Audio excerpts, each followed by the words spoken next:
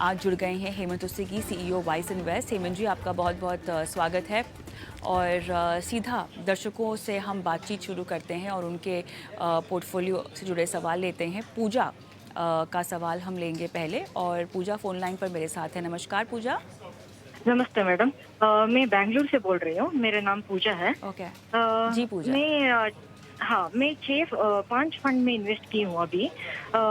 मेरा 11,000 का इन्वेस्टमेंट है अभी। Bank of India small cap okay. में 2,000, बैंक ऑफ इंडिया जी। फ्लेक्सी कैप में 2,000 और जी। मोतीलाल ओसवाल मिड कैप में 2,000 2000। Okay, right. और पारस्परिक फ्लेक्सी कैप में 3,000 और ओके। अ, हाँ, और एक कोटक अपॉर्चुनिटीज फंड में 2,000। इतना है मैम। ठीक है पूजा। ओके। और राइट पूजा, और आपका गोल है रिटायरमेंट का 5 CR आपको कॉर्पस इकट्ठा करना है। स्टेप अप भी यस। आप कर सकती हैं। मुझे आपसे ये जानना है पूजा, फंड्स के नाम हाँ आपने मुझे बता दिए, कितने आप SIP कर रही हैं बता दी हैं, कब से इन्वेस्टमेंट कर रही हैं और कब तक करना चाहती हैं इन्वेस्टमेंट, कुछ ये डिटेल्स दीजिएगा। मैम, मैं अभी स्टार्ट की हूँ। लगभग 4 महीना हो चुका है मेरा इन्वेस्टमेंट स्टार्ट कर। ओके। अभी अभी शुरू किया है। ओके, आपने कोई हाँ। फाइनेंशियल प्लानर ओके किसी से कंसल्ट करके आपने ये फंड्स अपने पोर्टफोलियो में डाले हैं क्या? नहीं मैम, मैं बैंक ऑफ इंडिया में ही काम करती हूँ। तो हमारे अच्छा मार्केटिंग अच्छा। ऑफिसर्स ने 2 फंड्स सेलेक्ट किए थे, बैंक ऑफ इंडिया फ्लेक्सी और स्मॉल कैप। अच्छा तो अच्छा। उसमें स्टार्ट किए थे। अच्छा। उसके बाद हाँ हाँ हाँ। कुछ चैनल जैसे मतलब देख देख के एडवाइजर्स के बात सुन के कुछ और फंड्स में इन्वेस्ट स्टार्ट की थी मैं। Got it. पूजा, और कितने साल तक हाँ। इन्वेस्ट कर पाएंगी? 4 महीने से तो अभी आप कर रही हैं, और कितने साल तक हाँ करेंगी? मैम, मेरा है नेक्स्ट 20 इयर्स तक करने का। But I next can 20 extend years. Okay. For sure. Further 5 more year. 20 to 25 अच्छा। इयर्स है मेरा टारगेट। 20 to 25 ईयर्स, क्योंकि देखिए अच्छी बात है आपके पास 20 से 25 साल है, क्योंकि आपका कॉर्पस भी बहुत बड़ा है। हम 5 CR की बात कर रहे हैं। सो पूजा, डेफिनेटली इन्वेस्टमेंट अमाउंट आपको बढ़ानी पड़ेगी। जब भी आपसे मुमकिन हो सकेगा, when ever it is possible for you, या आप अपनी SIP को स्टेप अप कीजिए। बोनस वगैरह आपको मिलता होगा, उसको भी कोशिश कीजिए कि आप निवेश में लगाएं, ताकि आपने अपना रिटायरमेंट का जो गोल तय कर रखा है उसे अचीव करने में आप थोड़ी और नज़दीक पहुंच जाएं। बहरहाल, रणनीति के लिहाज से, फंड्स के लिहाज से क्या क्या बदलाव होने चाहिए, हेमंत जी से पूछते हैं। हेमंत सर, बताइए। जी कविता, जैसा उन्होंने कहा कि इनकी जो SIP का अमाउंट है वो 11,000 है और इनका जो टारगेट है वो 5 करोड़ है। और जैसा उन्होंने बताया कि करीब 20 साल के समय है इनके पास। तो ऑब्वियसली 11,000 के SIP से तो 5,000 का जो 5 करोड़ का जो टारगेट है वो पूरा होगा नहीं। तो उनको एक स्ट्रेटेजी में थोड़ा बदलाव करना होगा, कि जिसको हम कहते हैं ना स्टेप अप SIP। तो 11,000 से इन्होंने शुरुआत की है, और जैसा इन्होंने कहा कि अभी हाल ही में इन्होंने इसकी शुरुआत की है। अगर ये अपनी इन्वेस्टमेंट अमाउंट को हर साल 20% से बढ़ा पाए, तो 20 साल में जाके ये अपना 5 करोड़ का लक्ष्य पूरा कर पाएंगे। तो जैसा कि देख सकते हैं हम कि उनको थोड़ी सी मेहनत करने की जरूरत है, उसके ऊपर एक डिसिप्लिन की जरूरत है। और जैसे जैसे इनकी इनकम बढ़ेगी, उसका एक हिस्सा जो है वो डेफिनेटली इस इन्वेस्टमेंट में आएगा। तभी जाके वो 20 साल में अपने टारगेट को पूरा कर पाएंगे। इनके पास कुल मिला के 5 फंड हैं। ब्रॉडली मैं कहूंगा कि अभी थोड़ी सी दुविधा ये है कि उन्होंने, जैसा उन्होंने कहा कि ये बैंक ऑफ इंडिया में काम करती हैं, तो वहां पे उनको 2 फंड सजेस्ट किए हैं। मेरा ये मानना है कि वो जो 2 फंड है उससे बेहतर फंड मार्केट में इनको मिल जाएंगे, और जो शायद इनकी लॉन्ग टर्म इन्वेस्टमेंट में उनको फायदा भी करेंगे। फॉर एग्जाम्पल, जैसे bank of India flexi cap है, उसके सामने अगर आप एक large and mid cap fund लें तो मुझे लगता है वो बेहतर रहेगा। जैसे बंधन कोर इक्विटी आप ले सकते हैं। और जो bank of India small cap fund है, वहां पे काफी सारी ऑप्शंस हैं। स्मॉल कैप को आप देख सकते हैं, मुझे लगता है वो परफॉर्मेंस काफी अच्छा है, लंबा ट्रैक रिकॉर्ड है, तो वो बेहतर होगा। बाकी जो तीनों फंड है वो आप उसमें बने रहें, वो अच्छे फंड है। तो मेरे हिसाब से एक या दो दो एटलीस्ट उनको चेंज करने की जरूरत है अपने पोर्टफोलियो में। और जैसा मैंने कहा कि 20% से अपनी इन्वेस्टमेंट बढ़ानी होगी हर साल यहाँ से, तभी जाके वो अपने 20 साल में अपने लक्ष्य तक पहुंच पाएंगे। देखिए, क्लियरली आपको अपने इन्वेस्टमेंट को बढ़ानी होगी पूजा, और आपको कुछ बदलाव यहाँ पर बताए जा रहे हैं। Bank of India flexi cap की बजाय बंधन कोर इक्विटी आप अपने पोर्टफोलियो में डाल सकते हैं। निपॉन इंडिया स्मॉल कैप भी जो है आप ले सकते हैं bank of India small cap के जगह पर। तो जिन्होंने आपको रिकमेंडेशन दी है वो शायद इस बदलाव को लेकर खुश ना हो, लेकिन आपके पोर्टफोलियो और आपकी प्लानिंग को ध्यान में रखते हुए हमने आपको ये सलाह दी है। बताइए, कुछ और पूछना चाहती हैं हेमंत जी को? मैम एक एक डाउट है मैम, कोटक अपॉर्चुनिटीज हाँ। फंड वो भी लार्ज और मिड कैप ही है ना, तो एक और large hmm. And mid cap fund include करें या? देखिए पूजा, कोई प्रॉब्लम नहीं है दो लार्ज एंड मिड कैप रखने में, क्योंकि हम जब लार्ज एंड मिड कैप की बात करते हैं तो यूनिवर्स जो है वो इंडिया की टॉप 250 कंपनीज है in terms of market cap, right?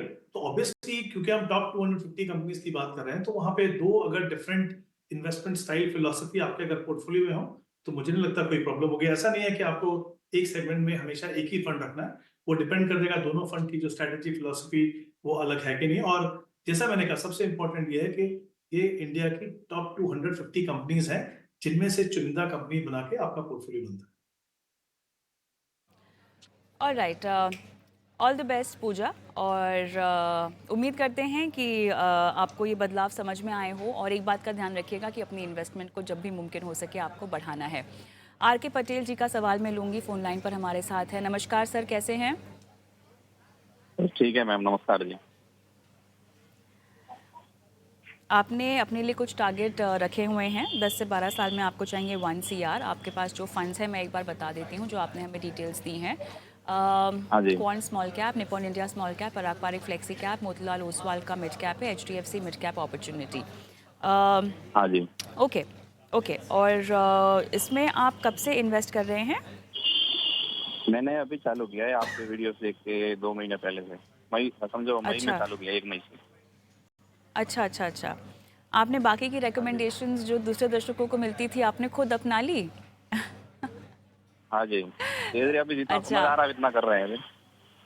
हाँ, हाँ, नहीं, बहुत अच्छी बात है, शुरुआत तो हो गई, वो उस बात की मुझे खुशी है। पर कई बार क्या होता हाँ है कि जी। दूसरों को दी हुई सलाह आपके लिए भी सही हो, ये मानना सही नहीं होता। तो इसीलिए सही है। क्योंकि ये भी एक कस्टमाइज्ड प्लानिंग ही हुआ ना, आपका पोर्टफोलियो, आपकी रिस्क उठाने की क्षमता अलग, आपके लक्ष्य अलग। 10 से 12 साल का आपका एक लक्ष्य है 1 सीआर का, अब उसके लिए मेरे ख्याल से आपने थोड़ा-सा मिड कैप और स्मॉल कैप में अपना पूरा पोर्टफोलियो बाँध रखा है। तो ये जोखिम के लिहाज से थोड़ा ज़्यादा हो जाता है। बहरहाल पूछ लेते हैं हमारे एक्सपर्ट से और आपको बताते हैं कि कैसे इसको आप और बैलेंस कर सकते हैं। हेमंत जी, तो 2 स्मॉल कैप और 2 मिड कैप हैं और 1 फ्लेक्सी कैप है। बताइए कैसे इसको और डाइवर्सिफाई करें? नहीं कविता, डेफिनेटली अगर हम इनके पोर्टफोलियो को एनालाइज करें तो उसमें डेफिनेटली कुछ चेंजेस करने की जरूरत है। पर पहले इनका अगर हम टारगेट देखें, 20,000 रुपए की इन्वेस्टमेंट कर रहे हैं, 12 साल का इनके पास समय है। अगर हम 12% की एनुअलाइज रिटर्न मान के चलें तो करीब करीब 65 लाख का कॉर्पस बनेगा। अपने लक्ष्य जो इनका 1 करोड़ का, वहां तक पहुंचने के लिए इनको 10,000 रुपए से अपनी एसआईपी को बढ़ाना होगा। तो पहली बात तो ये कि कोशिश करें जितना जल्दी हो सके उस रकम को बढ़ाएं ताकि अपने लक्ष्य तक पहुंच पाए। अब अगर हम इनके पोर्टफोलियो को देखें, इनके फंड जो है, दो स्मॉल कैप फंड्स हैं। इनफैक्ट दो से ज्यादा इशू ये है कि 9,500 रुपए जो है वो स्मॉल कैप में इन्वेस्ट हो रहे हैं। तो मुझे लगता है कि हालांकि इनका टाइम होराइजन काफी लंबा है, बट फिर भी इतना ज्यादा एलोकेशन स्मॉल कैप में मुझे लगता है पोर्टफोलियो को जरूरत से ज्यादा एग्रेसिव बनाता है, तो उसमें कुछ चेंज करने की जरूरत है। कोई भी दोनों में से, दोनों के दोनों अच्छे फंड हैं, दोनों में से कोई भी एक फंड स्मॉल कैप का वो रख सकते हैं, और दूसरे फंड की जगह में एक लार्ज एंड मिड कैप रखिए। जैसा मैंने पहले भी कहा कि वो टॉप 250 कंपनीज में से चुनिंदा कंपनियों में वो इन्वेस्ट करते हैं। तो जैसे हमने कुछ फंड्स की बात की, कोटक इक्विटी अपॉर्चुनिटी और बंधन कोर, इसमें से दोनों में से कोई भी एक फंड आप ले लीजिए। तो एक स्मॉल कैप रखिए और बाकी दूसरा का जो रकम है वो एक लार्ज एंड मिड कैप में लगाइए। फिर इनके पास अगर हम देखें, इवन मिड कैप के अंदर दो फंड्स हैं और साथ ही इनकी जो टोटल इन्वेस्टमेंट है करीब करीब 6,500 की है। तो मुझे लगता है वहां पे भी थोड़ा सा इनको एलोकेशन कम करने की जरूरत है, क्योंकि हम लार्ज एंड मिड कैप भी इंक्लूड कर रहे हैं पोर्टफोलियो में। तो 5,000 रुपीज रखें अपने मिड कैप में, और वो अगर दोनों में से एक चुनना है तो may be Motilal Oswal mid cap का चुन सकते हैं। तो जो बाकी 1,500 रुपए जो बचेगा, वो इनके पास जो एक फ्लेक्सी कैप फंड है, पराग पर एक फ्लेक्सी कैप फंड, वहां पे आप ऐड कर दीजिए। कुछ जैसा मैंने कहा, कुछ चेंजेस करने की जरूरत है पोर्टफोलियो में, और अपनी इन्वेस्टमेंट रकम को बढ़ाना होगा जितना जल्दी हो सके, ताकि आपको उतना समय लगे कि आप और कंपाउंडिंग से अपने टारगेट तक पहुंच पाए। चलिए, ये बदलाव जो कि आपको अपने पोर्टफोलियो में शामिल करने हैं, और ज़रूरी नहीं है कि अगर कोई स्पेसिफिक मार्केट कैप कैटेगरी आपको फ़िलहाल अच्छा करता हुआ दिखाई दे रही है तो आने वाले वक्त में भी आपको अच्छा करता हुआ ही दिखाई देगी। फाइनेंशियल पोर्टफोलियो का मतलब ही यही होता है कि आप एक स्ट्रैटेजी के अनुसार तमाम तरह के मार्केट कैप्स में अपना पैसा डालें। तो हो सकता है कि पोर्टफोलियो में फ़िलहाल आपको रिटर्न अच्छा दिखाई दे रहा है क्योंकि आपने केवल मिड कैप स्मॉल कैप भर रखे हो, लेकिन इसका मतलब ये नहीं है कि जोखिम आपका कम हो गया है। इसीलिए जो रणनीति और जो फंड्स आपको बताए हैं उसका बदलाव करें और एक डाइवर्सिफाइड अप्रोच अपने पोर्टफोलियो में रखने की कोशिश करें। हम रुकेंगे छोटे से ब्रेक के लिए, लेकिन ब्रेक के उस पार भी आपकी फाइनेंशियल प्लानिंग इस शो पर जारी है लाइव। इस बीच अगर आप भी अपना कोई सवाल हम तक पहुंचाना चाहते हैं तो व्हाट्सएप कर लीजिए अपने सवालों को, और आप चाहें तो यूट्यूब पर भी हमें लाइव देख सकते हैं। कमेंट बॉक्स पे अपने सवाल डालिए, आपके सवालों को शो में शामिल करेंगे। मिलते हैं ब्रेक के बाद।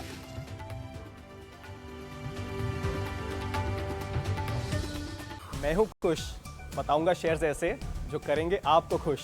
जानिए मेरे साथ कड़क शेयर्स रोज ईटी नाउ स्वदेश पर।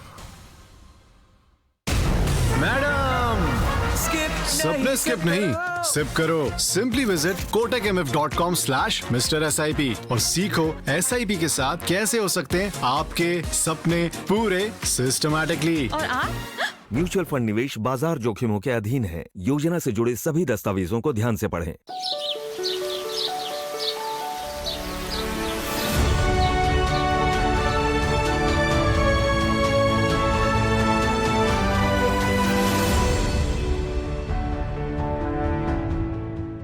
Associate Partner, Adani.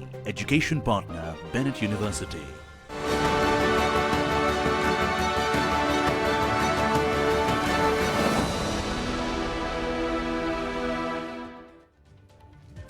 Welcome back. आप देख रहे हैं बनो अपना फाइनेंस मिनिस्टर, और शो के इस पड़ाव में हम आपके सवालों के जवाब दे रहे हैं, यानी आपके फाइनेंशियल पोर्टफोलियो की पड़ताल कर रहे हैं, उसका चेकअप करवा रहे हैं हमारे एक्सपर्ट के जरिए। हेमंत उस्तगी हमारे आज के मेहमान हैं जो आपकी लाइव फाइनेंशियल प्लानिंग कर रहे हैं।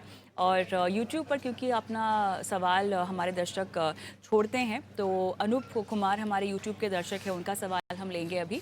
इन्होंने जो फंड्स की डिटेल्स दी हैं उनमें निपॉन इंडिया का स्मॉल कैप है, टाटा का स्मॉल कैप है, पराग पारेख का फ्लेक्सी कैप है, क्वांट का फ्लेक्सी कैप है, मोतीलाल ओसवाल का मिड कैप है, और इनकी SIP चल रही है इन फंड्स में। और 25 से 30 साल तक कह रहे हैं कि इन्वेस्टेड रह सकते हैं। 2055 तक में इनको रिटायर होना है और उसके लिए इनको 15 करोड़ रुपए चाहिए इस पोर्टफोलियो में से। तो पूछ रहे हैं कि कोई बदलाव क्या करने की ज़रूरत है और किस फ़ंड को अपने पोर्टफोलियो में रखें, निकाल दें और निकालें, या किसी फ़ंड को चेंज करने की ज़रूरत है।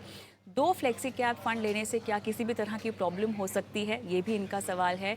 और एक साथ ही इंश्योरेंस पे भी इन्होंने सवाल पूछा है। इन्हें एक हेल्थ इंश्योरेंस भी लेना है, तो उसके लिए पूछ रहे हैं कि किस तरह की कंपनी से हेल्थ इंश्योरेंस लेना चाहिए, क्या क्या देख कर लेना चाहिए, और साथ ही टर्म प्लान भी इन्हें लेना है। तो अनूप, आप मेरे साथ फ़ोन लाइन पर नहीं है, वरना आपके सवाल में फाइनेंशियल प्लानिंग की जो हमारी एक प्रक्रिया होती है उससे जुड़े तमाम वो सवाल हैं जिनका जवाब आपको हम देना चाहते हैं आपसे बात करके। और अनूप के सवाल से वो तमाम दर्शक भी ये सीख ले सकते हैं कि टर्म इंश्योरेंस, हेल्थ इंश्योरेंस और आपका इन्वेस्टमेंट पोर्टफोलियो, ये एक ऐसा तरीका है, स्टेप्स का, कदम का, जो शायद आपको उठाने चाहिए अपने फाइनेंशियल पोर्टफोलियो को बनाते वक्त, डिज़ाइन करते वक्त। तो धन्यवाद अनूप कुमार साहब, अपना सवाल आपने हमें भेजा। तो इंश्योरेंस से हेमंत जी शुरू करते हैं। टर्म इंश्योरेंस से मैं शुरुआत करना चाहती हूँ। हमारे पास बहुत डिटेल्स नहीं है कि इनकी उम्र क्या है, इनका ईयरली पैकेज क्या है, लेकिन कुछ थंब रूल होते हैं जो उम्र और ईयरली पैकेज और बाकी फाइनेंशियल लाइबिलिटीज़ जो आपके ऊपर है, बच्चों की पढ़ाई लिखाई का खर्च हुआ या आपके ऊपर कोई लोन वगैरह हुआ, इस बिना पर जो है आपको अपने लिए एक टर्म कवर डिसाइड करना होता है। तो बताइएगा कि टर्म कवर को लेके आपकी रिकमेंडेशन अनूप को क्या होगी, और उसके बाद हेल्थ इंश्योरेंस पे बात करेंगे। हाँ, देखिए कविता, जब हम बात कर रहे हैं कि इंश्योरेंस की, जिसमें ऑब्वियसली लाइफ इंश्योरेंस और हेल्थ इंश्योरेंस दोनों शामिल हैं, तो जैसा आपने बिल्कुल सही कहा, जब हम अपनी फाइनेंशियल प्लानिंग करते हैं या अपने इन्वेस्टमेंट प्लानिंग का प्रोसेस की शुरुआत करते हैं, तो ये सोचने से पहले कि हमें किस गोल के लिए कितना पैसा इन्वेस्ट करना है, किस तरीके से हम अपनी इन्वेस्टमेंट करें, सबसे इंपॉर्टेंट एस्पेक्ट होता है कि आप शुरुआत में रिस्क मैनेजमेंट के ऊपर ध्यान दें। रिस्क मैनेजमेंट के 3 इंपॉर्टेंट पहलू हैं, एक आपकी लाइफ इंश्योरेंस, एक आपकी हेल्थ इंश्योरेंस और एक होता है इमरजेंसी फंड। ये तीनों बहुत ही इंपॉर्टेंट है। इनफैक्ट मेरा हमेशा ये मानना है, और आई थिंक जब भी आप किसी भी एक्सपर्ट से बात करेंगे तो आपको बताएंगे कि सबसे पहला आपका फोकस जो है वो रिस्क मैनेजमेंट के ऊपर होना चाहिए। और इतना ही नहीं, साथ में आई थिंक ये इतना भी इंपॉर्टेंट है कि जो प्रोडक्ट आप चुनते हैं वो भी बिल्कुल सही होने चाहिए। जैसे अगर हम इंश्योरेंस, लाइफ इंश्योरेंस से शुरुआत करें, तो टर्म प्लान इसलिए बेहतर है क्योंकि ये एक प्योर रिस्क कवर है। इसमें वो इन्वेस्टमेंट कम इंश्योरेंस वाले प्रोडक्ट नहीं आते हैं। एक तो ये काफी सस्ता होता है, दूसरा जितना कवर आपको चाहिए उतना कवर यहाँ पे मिल जाता है। कविता, जैसे आपने बिल्कुल कहा कि किस तरह के थंब रूल है, देखिए थंब रूल ये भी हो सकता है कि आपकी जो ग्रॉस इनकम है उसका ईयरली इनकम उसके 10 टाइम्स आप अपना इंश्योरेंस कवर ले लें। दूसरी चीज ये हो सकती है कि आप अपनी इसके साथ में अगर कोई बड़ी लाइबिलिटीज हैं, आपको लगता है कि ये चीजें इसमें शामिल होनी चाहिए, तो उसको शामिल भी करके आप डिसाइड कर सकते हैं कि आपका कितना टर्म कवर हो। इसी तरीके से हेल्थ इंश्योरेंस में भी अगेन इंपॉर्टेंट है कि आप हेल्थ इंश्योरेंस भी रखें, उसका जो कवर है वो भी बराबर हो, और जो प्रोडक्ट आप चुनते हैं वो भी अच्छा हो। तो अगर आप एक यंग फैमिली है, तो जैसे हम हमेशा कहते हैं कि एक फैमिली फ्लोटर प्लान लीजिए, और कम से कम 8-10 लाख से शुरुआत कीजिए। हो सकता है आपको आगे जाके उसको बढ़ाना भी पड़े, उसको बढ़ा लीजिए, बट एटलीस्ट शुरुआत में इतना जरूर होना चाहिए कि अगर मान लीजिए कभी जरूरत पड़े तो वो एक एडिक्वेट कवर हो। तो फैमिली फ्लोटर यंग फैमिली के लिए, अगर घर में कोई एल्डरली और फैमिली मेंबर्स हैं तो उनके लिए आप इंडिविजुअल प्लान लीजिए और टर्म प्लान लीजिए, और इम्पोर्टेंट है साथ में कि आप उनका क्वांटम भी सही रखें। तो रिस्क कवर से अपनी अगर आप शुरुआत करते हैं तो आप देखेंगे कि काफी समय, जैसे इमरजेंसी फंड की भी हम बात करते हैं, अगर कोई फाइनेंशियल इमरजेंसी आती है तो आपका जो प्रोसेस है इन्वेस्टमेंट का वो डिस्टर्ब नहीं होता है। और अगर कोई अनफॉर्चुनेट इवेंट होता है तो लाइफ इंश्योरेंस का फायदा ये है कि जो आपके डिपेंडेंट है फैमिली में, उनके जो गोल्स हैं वो पूरे होते हैं, उनके पास पैसा होता है, वो एटलीस्ट फाइनेंशियल हार्डशिप का सामना उनको नहीं करना पड़ता। तो ये आई थिंक रिस्क मैनेजमेंट जो है बहुत ही इंपॉर्टेंट एस्पेक्ट है आपके इन्वेस्टमेंट प्रोसेस का। चलिए, ओके, हमें इनके इन्वेस्टमेंट पोर्टफोलियो पर भी बात करनी है, लेकिन चलिए चर्चा वो करते हैं इस छोटे से ब्रेक के बाद।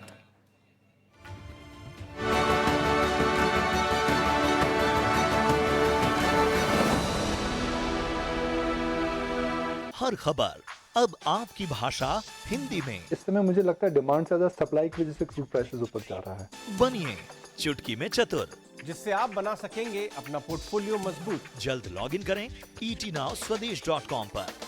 बढ़ो, बदलो देश के साथ। सपने स्किप नहीं, सिप करो। सिंपली विजिट kotakmf.com/MrSIP और सीखो SIP के साथ कैसे हो सकते हैं आपके सपने पूरे सिस्टमैटिकली। और आप म्यूचुअल फंड निवेश बाजार जोखिमों के अधीन है। योजना से जुड़े सभी दस्तावेजों को ध्यान से पढ़ें।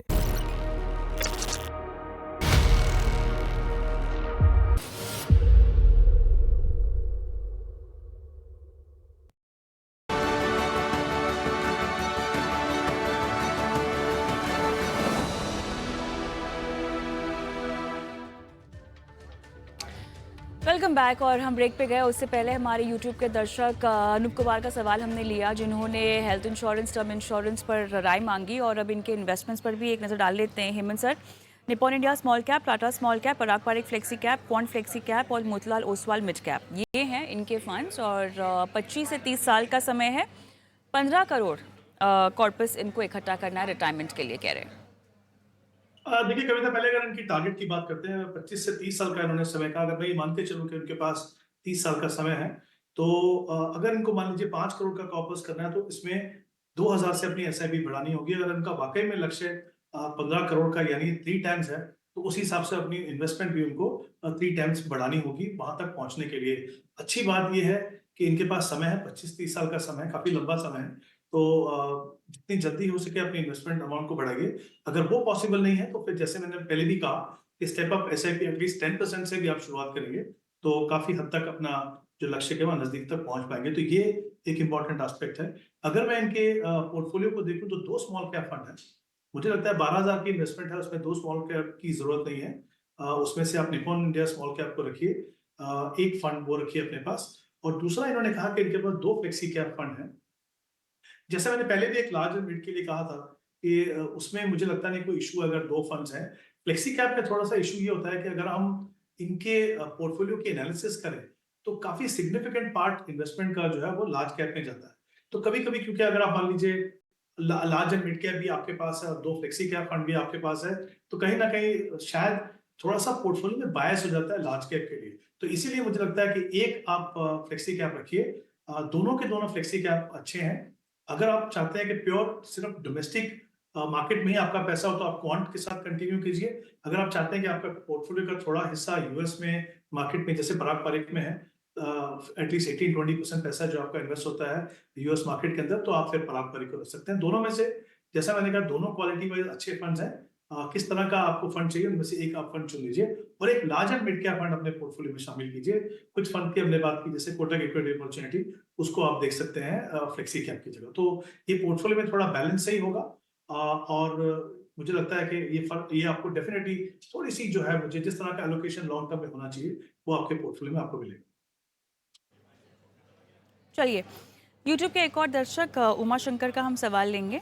इन्होंने अपने डिटेल्स दी हैं फंड्स की, axis mid cap, DSP small cap, Miura asset large cap, Nippon India multi cap. मेरे साथ फोन लाइन पर भी हैं उमा शंकर। नमस्कार।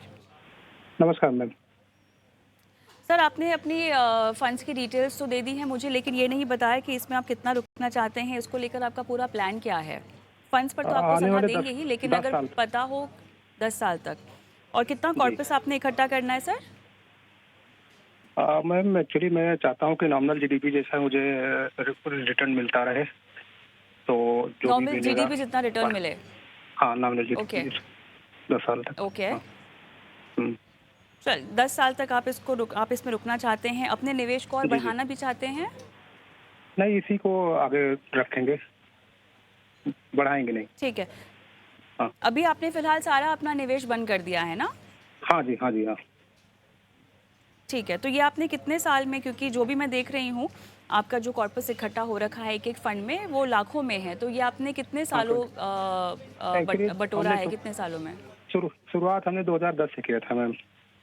2010 से शुरुआत की है? हाँ हाँ हाँ। तो बीच में कभी इतना रेगुलर रहा नहीं, तो कभी बंद कभी ऐसे होता रहता। तो हाँ। अच्छा, तो कोई खास वजह आपने इन्वेस्टमेंट बंद कर दी अपनी? एक्चुअली हम उसको कंटिन्यू नहीं कर पाए क्योंकि हमारे पास पैसे थोड़े नहीं थे, तो जिम्मेदारियां और अच्छा। तो नहीं कर पाए। तो राइट, ठीक है। तो अभी 10 साल के बाद ये जो पैसा आपको चाहिए होगा, तो वो आपके रोजमर्रा के खर्चों के लिए होगा कि ये रिटायरमेंट पोर्टफोलियो है आपका? रिटायरमेंट ही होगा मैम। ओके, और इतनी प्लानिंग पर्याप्त है इस पोर्टफोलियो के हिसाब से, क्या ये मानना सही होगा? जी, सेंट्रल गवर्नमेंट एम्प्लॉय हूँ तो मुझे पेंशन तो मिलेंगी। चलिए, ठीक है, तो काफ़ी अच्छा। तो हेमंत सर काफ़ी सॉर्टेड लग रहे हैं ये अपने रिटायरमेंट प्लानिंग को लेकर, और इस पोर्टफोलियो में से चाहते हैं कि जो भी कुछ खर्च है हर महीने का वो मिल जाए, पर इस पर पूरी तरह से डिपेंडेंट नहीं है। निवेश अपना बंद कर चुके हैं, फिलहाल शुरू करने को लेकर कोई संभावना भी दिखाई नहीं दे रही है। फंड्स आपके सामने हैं हेमंत सर, बताइए क्या करना चाहिए इनको? देखिए कविता, आई थिंक इम्पोर्टेंट एस्पेक्ट ये है कि इन्होंने जैसे क्लैरिफाई किया कि इनके पास यहाँ से 10 साल का समय है, क्योंकि पूरा जो पोर्टफोलियो है वो इक्विटी का है, तो ऑब्वियसली ये जानना बहुत ही जरूरी था कि यहाँ से इनके पास कितना समय है, क्योंकि अगर आप जो भी बदलाव करेंगे उसके लिए इतना पर्याप्त समय होना चाहिए कि आप जो इक्विटी एलोकेशन के लिए चाहिए। अच्छी बात यह है कि जैसा उन्होंने कहा 10 साल का इनके पास समय, तो डेफिनेटली इक्विटी फंड में बने रहें, और जैसे उन्होंने कहा कि अब शायद उनके लिए पॉसिबल नहीं है कुछ और इन्वेस्टमेंट करें, तो भी कोई बात नहीं, काफी लंबे समय से इन्होंने इन्वेस्ट किया है और आगे जाके भी इनके पास 10 साल का समय है।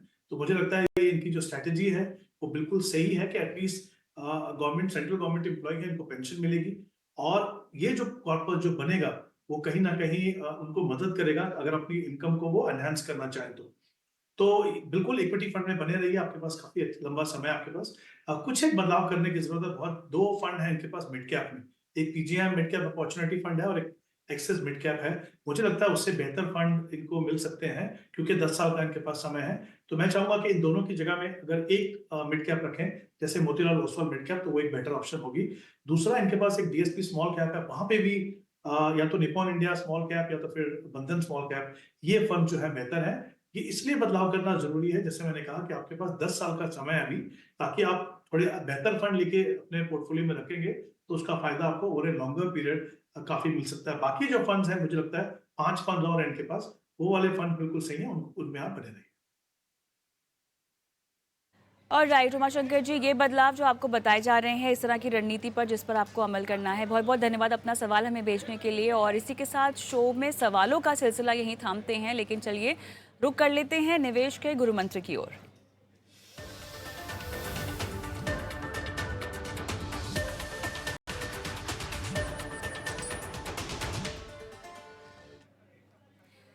हेमंत से बताइएगा, आपका आज का निवेश का गुरु मंत्र क्या है? कविता, मैं कहना चाहूंगा कि हर निवेशक को अपने जो कैश फ्लो मैनेजमेंट है उसके ऊपर ध्यान रखने की जरूरत है। काफी बार ये एस्पेक्ट ऐसा है, इसको हम इग्नोर करते हैं।